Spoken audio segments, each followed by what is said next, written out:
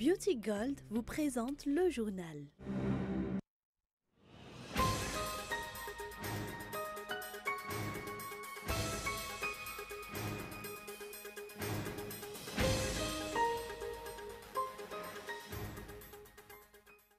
Comme prévu par le calendrier mis en place par la CENI, le tirage au sort pour déterminer le numéro que portera chaque candidat à l'élection législative s'est fait ce jour.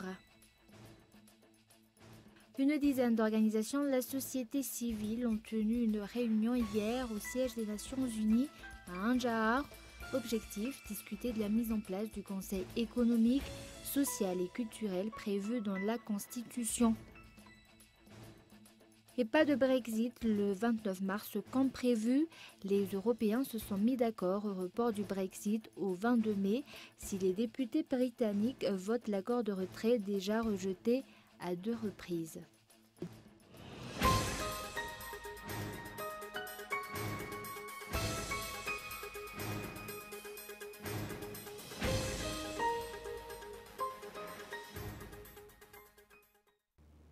Bonjour à tous et bienvenue dans cette nouvelle édition du journal en version française sur Cool TV. Actualité politique pour ouvrir ce journal, comme prévu par le calendrier mis en place par la CENI. Le tirage au sort pour déterminer le numéro que portera chaque candidat à l'élection législative s'est fait ce jour. Un tirage organisé devant les candidats et leurs partisans pour garantir la transparence. Reportage. Après que la Commission électorale nationale indépendante ait publié la liste des candidats à l'élection législative, le tirage au sort pour déterminer le numéro que portera chaque candidat sur le bulletin unique s'est fait ce jour. Dans le 5e arrondissement d'Antananarivo, on retrouve 6 candidats. Le tirage a été effectué au bureau de l'organe de vérification et d'enregistrement des candidatures à Nansan. Nous avons ici des numéros qui vont de 1 à 6. Ces numéros vont chacun être placés dans une enveloppe blanche et placés dans l'urne. Cette urne sera ensuite secouée. Le premier candidat à avoir déposé son dossier auprès de l'OVEC fera le premier tirage et ainsi de suite. Chaque résultat devra être montré au public. Le numéro tiré par chaque candidat sera le numéro qu'il portera sur le bulletin unique.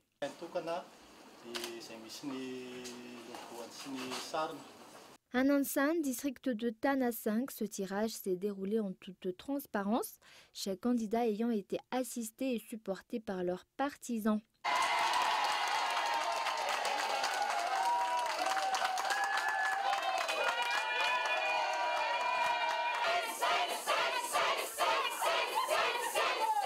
Rappelons que pour l'élection législative qui se tiendra le 27 mai prochain, 803 dossiers de candidature sur les 862 déposés auprès des OVEC dans les 119 districts de la Grande Île ont été retenus par la CENI. Parmi ces districts, 32 sont représentés chacun par 2 députés, puisque chacun d'entre eux compte plus de 300 000 habitants. Et les 87 restants ne seront représentés que par un seul membre de la Chambre basse.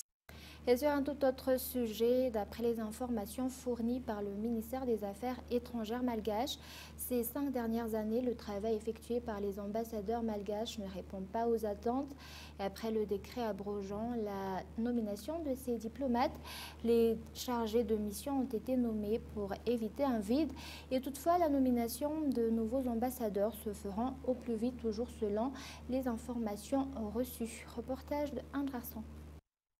Le travail effectué par les ambassadeurs malgaches ces 5 dernières années ne répond pas aux attentes, notamment en matière de développement économique, d'après le ministre des Affaires étrangères. Raison pour laquelle le ministère a décidé de promulguer un décret abrogeant la nomination des chefs de mission diplomatiques et des consuls malgaches dans quelques pays étrangers. Et pourtant, Madagascar ne peut pas laisser un vide se creuser en matière de relations diplomatiques avec ces pays. C'est pourquoi des chargés de mission ont été nommés en attendant la nomination de nouveaux ambassadeurs et de nouveaux consuls. Des nominations qui vont devoir se faire au plus vite malgré les étapes à respecter. D'autre part, les relations de Madagascar avec les pays étrangers s'améliorent. Toujours selon les informations provenant du ministère des Affaires étrangères, Les relations avec les pays étrangers ne sont plus basées sur une idéologie et des penchants politiques, mais sur des intérêts économiques de part et d'autre, une relation gagnant-gagnant. Et la Commission nationale indépendante des droits de l'homme de Madagascar a été accréditée, a obtenu le statut A auprès de l'Alliance mondiale des institutions nationales des droits de l'homme, un statut qui lui a été accordé grâce à l'indépendance dont il a fait preuve dans de nombreuses affaires qu'elle a traitées, des efforts qui ont porté leurs fruits. Et comme nous l'avons annoncé dans les titres, une dizaine d'organisations de la société civile ont tenu une réunion hier au siège des Nations Unies à Andjahar. Objectif, discuter de la mise en place du Conseil économique, social et culturel prévu dans la Constitution. Reportage. Cela fait plusieurs années que la société civile attend la mise en place d'un conseil économique, social et culturel à Madagascar. Et pourtant, aujourd'hui encore, cette entité n'a toujours pas été mise en place, malgré le fait que l'instauration soit inscrite dans la Constitution. Une dizaine d'organisations de la société civile légalement fondées se sont réunies hier au siège des Nations Unies à Andjahar pour discuter de la mise en place de ce conseil.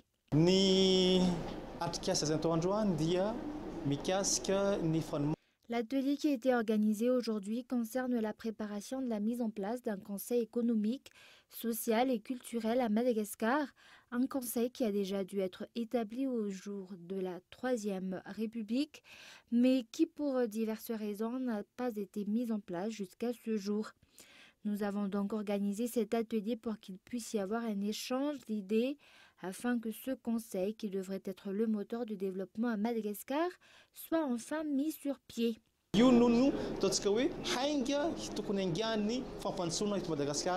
représentant résident des Nations Unies à Madagascar, des représentants de la présidence et des ministres ont également assisté à cet atelier.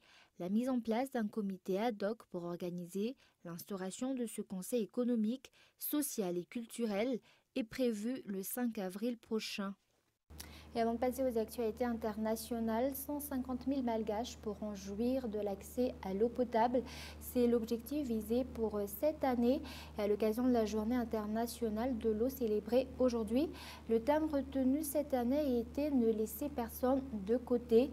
L'accès à l'eau est un droit universel. Or, actuellement, à Madagascar, 60% des Malgaches n'y ont toujours pas accès.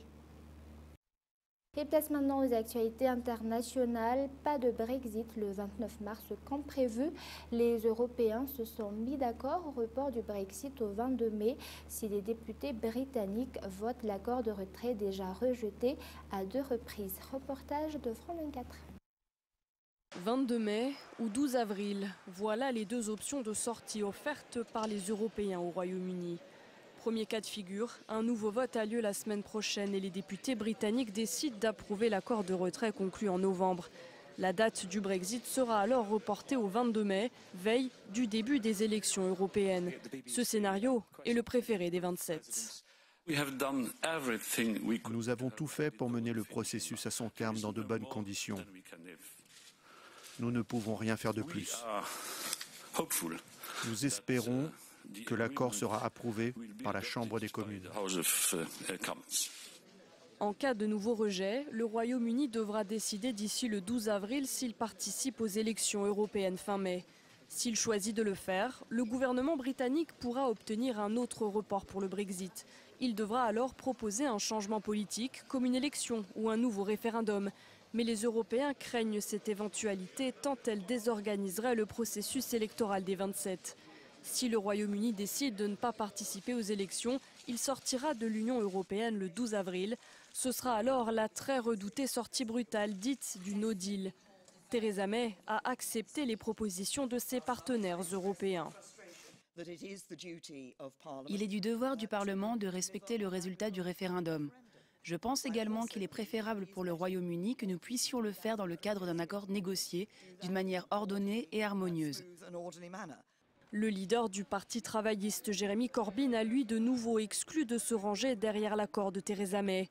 Dans ses conclusions, le Conseil européen appelle à poursuivre les travaux de préparation à une sortie sans accord. Et en Algérie, un mois après le début de la contestation, les Algériens entendent rester mobilisés. De nouvelles manifestations sont prévues ce vendredi pour réclamer le départ du président Bouteflika. Reportage. Vendredi 22 février, des milliers d'Algériens défilent partout dans le pays, comme ici à Alger. Excédés par l'annonce d'une nouvelle candidature du président Abdelaziz Bouteflika, ils sont venus dire non. On ne veut pas d'un 5e mandat, il n'y a plus de président, nous n'avons qu'une photo. Nous, on dit non à un 5e mandat. Le dimanche, le président de 82 ans est hospitalisé à Genève. En Algérie, la contestation prend de l'ampleur et le 8 mars, c'est une marée humaine qui défile dans les rues de la capitale. Un vent d'espoir souffle dans les rues. 2 jours plus tard, le président est de retour.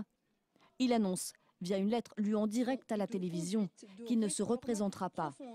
L'élection présidentielle prévue en avril est reportée sine die. Les Algériens exultent, mais n'entendent pas en rester là, car en attendant, Abdelaziz Bouteflika garde son fauteuil.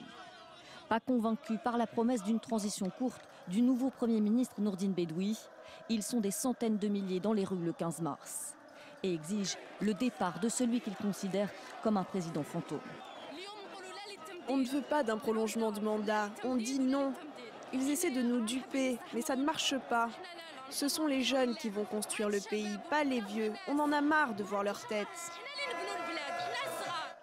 Des revendications que les Algériens veulent porter jusqu'au bout, d'autant que leur mobilisation sans précédent semble avoir entamé l'unité du camp présidentiel. Plusieurs défections ont eu lieu ces derniers jours. Et un rappel des grands points avant de se quitter, comme prévu par le calendrier mis en place par la CENI. Le tirage au sort pour déterminer le numéro que portera chaque candidat à l'élection législative s'est fait ce jour. Un tirage organisé devant les candidats et leurs partisans pour garantir la transparence. Et une dizaine d'organisations de la société civile ont tenu une réunion hier au siège des Nations Unies à Andjahar. Objectif, discuter de la mise en place du Conseil économique, social et culturel prévu dans la Constitution. Et pas de Brexit le 29 mars comme prévu. Les Européens se sont mis d'accord au report du Brexit au 22 mai si les députés britanniques votent l'accord de retrait déjà rejeté à 2 reprises. Et voilà, c'est la fin de ce journal. Merci de votre fidélité. Passez une excellente fin de semaine en compagnie de Cool TV. Au revoir.